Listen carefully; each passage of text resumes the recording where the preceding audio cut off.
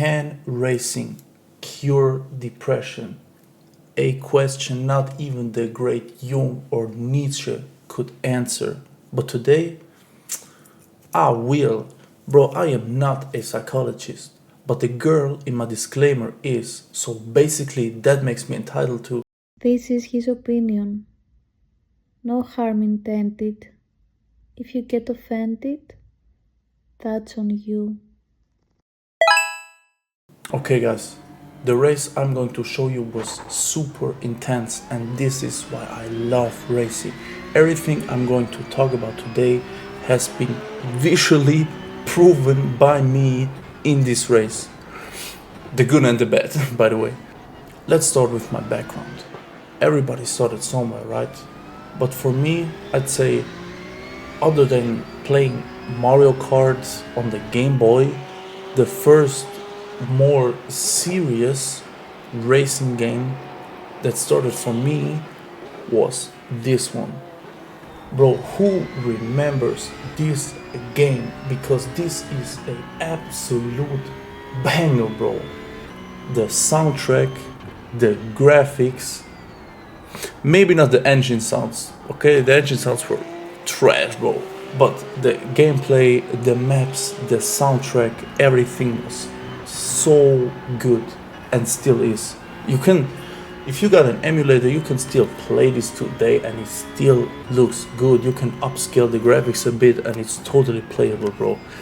Also, as you can see here, it still has the Win a Nissan 350C, bro, the sticker on it. But I think that car's probably already crashed by now. So I started there. Started playing Gran Turismo. At some point when I got older, of course, just over the years, played the more major racing games. The Need for Speeds, my favorites probably were Most Wanted, Pro Street, the remake of Hot Pursuit was real nice. Yeah, just kind of those games, right? And then the biggest turning point when you get your driver's license. When I got my driver's license, I did the tutorial phase everybody has to go through, where you need to watch Initial D first, and then you start going to your to your local mountains and recreate every single scene you've seen there. Of course, this does not go very well most of the time, but I was fortunate enough that my first car was front wheel drive, so I couldn't even do these kind of things, okay? From there on, of course, I bought a sports car, a real sports car. I mean, if you want to call it real, you know, some people hate on it, but it was a Hyundai Genesis 3.8, bro. The good old 350C killer, bro. It's almost like the same car, but to me in better. Of course, that motherfucker I drove for 4 weeks and then I crashed because I was stupid. I could not drive. I was not shouldn't have driven this car at all. Yeah, but I did, and I failed. And after that crash, it was a major crash, I was scared to go back into racing. I was scared to go back. So for me, it was real hard because I loved cars, but something wanted to go back, but another part of me did not want to go back. And I had to make a decision for myself. So my decision was to overcome this feeling because I truly love cars and I cannot live without them, you know? So I started, when I built my first PC, I also built like a tiny little sim rig, just your basic play seat, Logitech G920 build, you know, I've seen it 100 times. But it is, for a beginner setup, really good. It's reliable, it works. And my ultimate love, Assetto Corsa, I bought this game when it was fairly new, like about a year old. And when I started modding this game, bro, there's just like a whole new world opened up for me. And that's when I started to train. I really started to train. I trained because my car, when I crashed, I kind of had lift off oversteer. I just went into the corner too fast. I lifted and the ass just came around and spun, and I fucking flew down a goddamn mountain, bro. Because I was so scared of oversteer, that's where I told myself, this is what I need to learn first, right? So that's why I went straight into drifting. I did not learn like racecraft or things truly related with racing in the beginning. I just went straight to drifting because that's where my fear was. So I just forced myself to learn it. I've made like a plan where I always drove the same corner, and I forced the car to oversteer and then just try to catch it and again and again and again. And when I could like drift one corner, then I try to drift the opposite corner. So first always left, then always right. And then when I could drift right corners and left corners, a good tip, the easiest way to learn this is find a map which has a roundabout, and just take the roundabout from one side and just drift it as long as you can, then switch up to the other side and drift it from the other side, and you learn both angles. When I've gotten this down was when I started to try to connect corners. And I thought, yo, I'm a drifter, man. Drifting is easy, bro. I can drift this roundabout, that roundabout, no problem, bro. Try to connect two corners. It's a whole new game, and your mind blows, and you're like, fuck, I can't do shit, bro. It's like, this is too hard. And then I don't know how long it took me. I really forced myself through this. It was not fun, but I don't know, at some point it just clicked, and when it clicked, the whole experience changed. I started to enjoy this. It was so fun. I started driving like these Japanese mountain roads, the toges. I started to drive those, drift those, try new things out, and that's when it clicked, and it was so nice. It was so much fun. Of course, there's racetracks I always loved and liked, but I was so focused on those mountains and mountain driving that I kind of oversaw how good those racetracks were. So as I found my newest love, which is iRacing, I kind of switched around and started driving more actual racetracks than just mountain roads. And why I love racing so much is because it is so primal, it's instinct driven. You know, your first race, you have your first race after hot lapping. Bro, it was so tense. I was sitting there, cars around me on the grid, waiting for the lights to go green. I know there's something at stake, you know, your I rating, your safety rating, all those things. It's virtual, but still there's something at stake, and my heart was pounding, bro, like never before, bro. If I go drift on a mountain road on a Assetto Corsa with my friends or randoms, there's nothing to lose, you know. It's not the same tension, and this tension was scaring me at first, but oh, I've gotten addicted to it. It's crazy. What I've really learned from all of this is that true racecraft is what you actually need to become a good driver. Because as long as you drive alone, you hot lap, you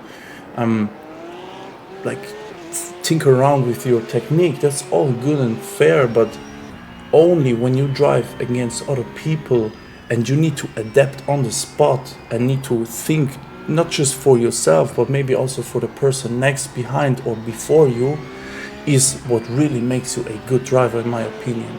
It teaches you so much about yourself too. You learn to read people. You learn, at one point, you can even sense if someone is angry, if someone is scared, nervous, whatever, bro, it just all translates into their behavior, into their car, how they are driving. You can just read those things, and it almost feels like you have this kind of superpower. Of course, the other people have this too, but it's such a nice feeling to have. Like, and real good drivers, they can even fake this or hide it from you. You know, someone fakes being like hesitant or nervous just to get you to make your move. This is like when this whole racing kind of becomes like chess with cars. For me, when I race, I tend to stay calm in my head. I really think that I'm a calm driver. I don't get tilted too fast. But my driving style says something completely else, bro, because it looks like I'm tilted as fuck. It looks like I'm pissed, bro. I go left, right. If someone's slower than me, I blink, I do this, I do that. But if I truly think about it, my head isn't that tilted, but my driving style is. So I don't know if I'm faking myself or my opponent. This is something I still need to learn and improve upon, I think. But I think mental fitness is very important, very important. So I do read, I do love to challenge myself. I love to improve myself in pretty much all aspects of my life. But there's also a danger to that, because it can become a obsession where you just, all you want to do is improve and become better, right? But you need to balance those things out. So it's like day and night cycle, wake and sleep cycle. It needs some sort of balance. My latest challenge, I started, bro, I kid you not, all my life, I have been using 4 fingers. Listen to that. 4 fingers to type. Like an absolute retard, I type like this.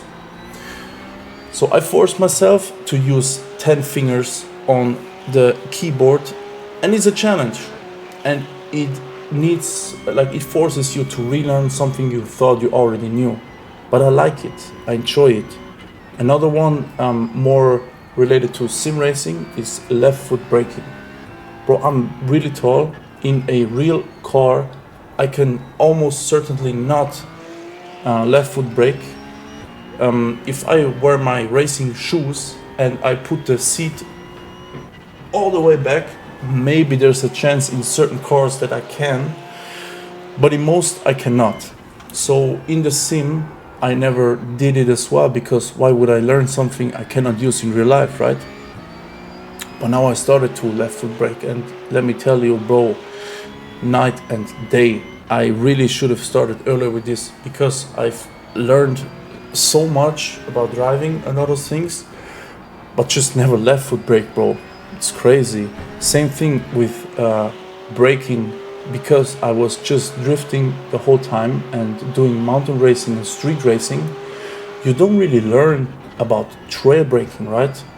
So the biggest 2 things, the first one I've talked about, racecraft and trail braking. Those were the 2 things that I think really helped me improve a lot, because the brake, bro, is not just a on or off button.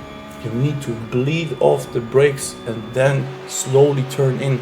And when I realized that, my whole world collapsed and a new one built. It's crazy. And I've been driving for so many years and I've never even gave a single thought to this, bro. I don't know how.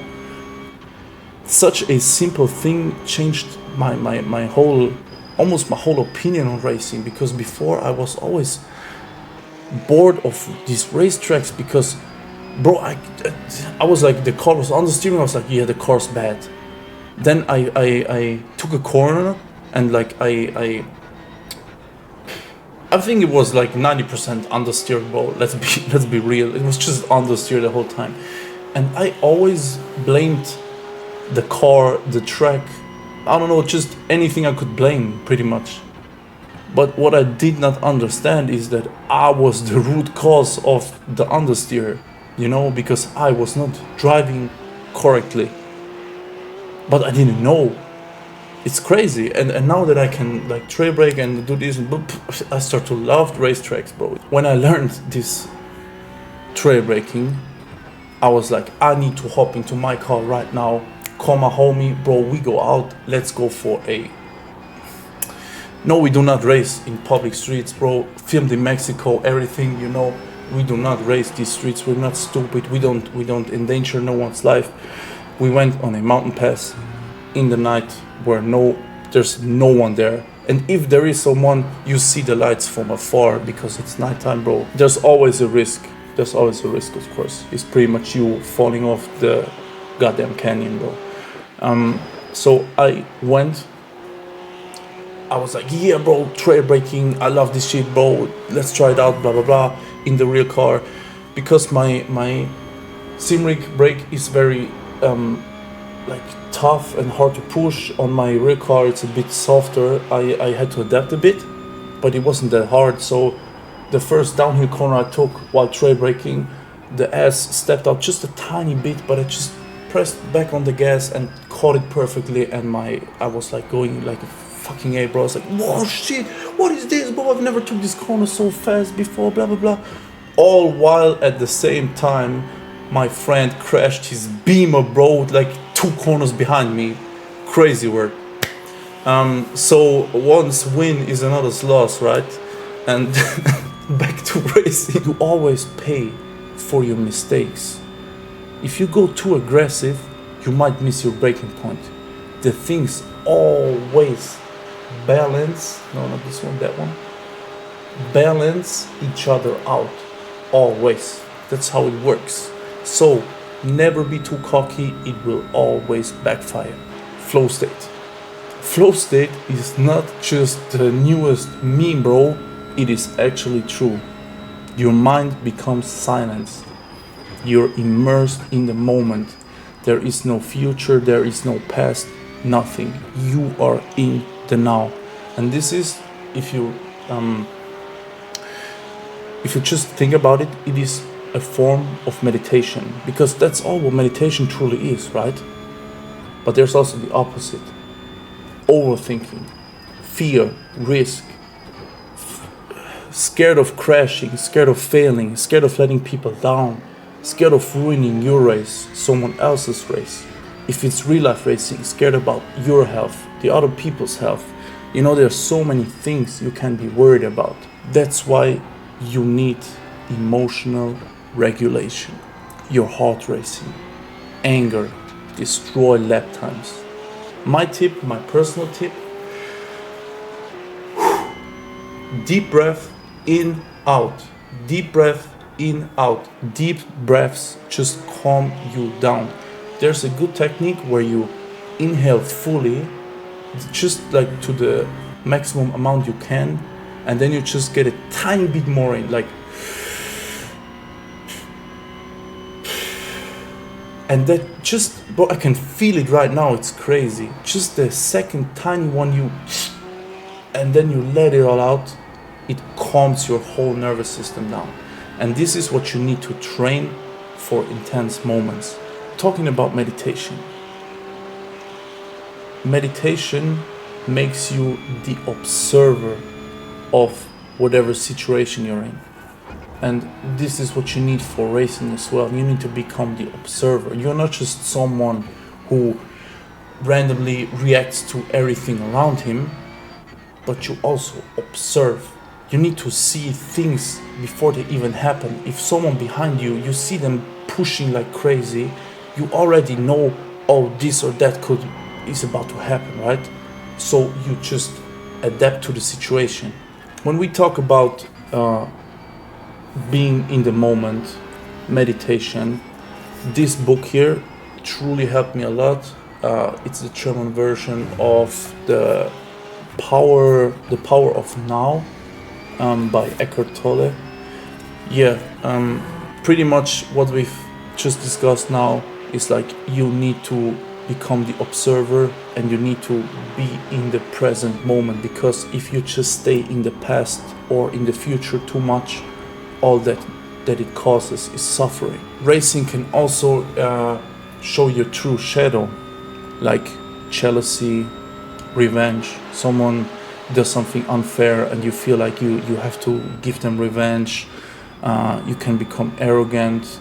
Your desperation will translate into your driving again. It amplifies. People sense your weakness and will use it for their advantage, conscious or unconsciously. But racing also builds a community of unspoken respect.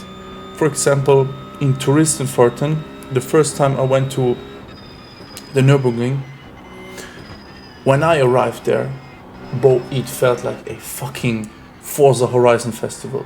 It is absolutely crazy the amount of sick cars you see everywhere. There's like, when you see regular traffic there, it is like, it's like a special, like a rarity there.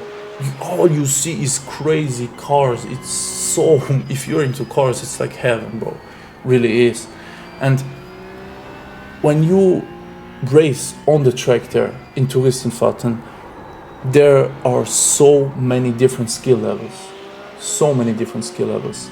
There are people who just go there for sightseeing and drive very slow, but there's like dudes with actual race cars that can like just like fly by you, right? But when you meet that certain person who's in your skill level and you race a bit, maybe just have a little battle, dogfight, something, and then you feel this mutual understanding and respect for each other. This feeling that you get from this is why I love racing so much. Bro, you go back to the parking area, you see the dude, you're like, hey, you're like, it's your bro already just because you race with him, no words spoken. Do you understand what I mean? Pressure, adaptation, intuition, consequence, all those things are key words for me, what it means to be a real man. And that's why racing is alpha as fuck, and my testo levels are through the roof right now. That's also why I need to wear pink, just to compensate for it. Now, to the main point, how does racing help with depression? Depression traps attention in the past or future, like we've discussed, and racing forces you into the present moment. It gives you meaning through resistance. There is no sugarcoating. Depression often creates emotional numbness, helplessness. Difficulty with visible progress rebuilds the feeling that efforts matter. That's why people love Dark Souls so much. They made whole documentaries about how Dark Souls literally saved their lives. But no one talks about the sim racing equivalent of Dark Souls, which is iRacing on cold tires, bro. That shit crazy. But Dark Souls doesn't give a fuck about you. It breaks you. It demands repetition and determination. But when you overcome it, it feels way more real, and it is so satisfying to overcome an obstacle. Your nervous system gets activated. Intense focus, adrenaline, the rhythm, and all those challenges can pull someone out of those passive states. There's no time for overthinking, and during this time of immersion, self-criticism quiets down.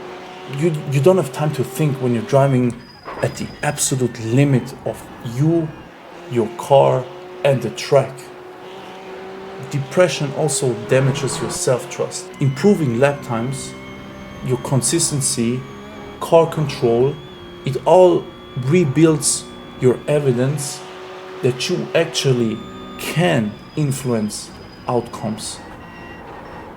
A major one that we are all guilty of is shared struggle reduces the isolation. everybody looks for a community to feel less alone, right? And that sense of welcome and understanding is, unless it's communities like Rocket League or League of Legends, bro, those motherfuckers are crazy. Do not get involved with those. But other than that, communities help you so much with being or feeling less isolated. Practice routines, setups, repetition, improvement cycles create order in your inner life when it feels so chaotic. We men, we love to tinker around with things, right? We love to just improve things, make them better, you know? Be honest. How many hours have you wasted, or not even wasted, have you spent on changing setups, changing liveries, watching tutorials just to gain an advantage or to feel better? My personal take is maybe depression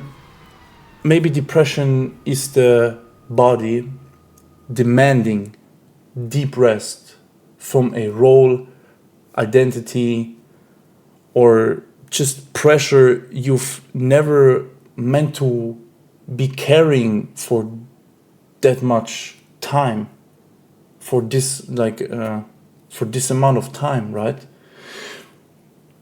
And activities like racing can truly force you into the present moment, where you don't have no time left for this overthinking bullshit. There's only reaction, instinct, and being fully alive. And this is what matters. But be careful. Be really careful. Because depression is not that easy. It really isn't. It can also make you hide inside those moments instead of healing the root cause of the pain. And presence can become an escapism if you never face what's truly underneath. But that's a topic for another video. Thank you for watching, guys. I'm out.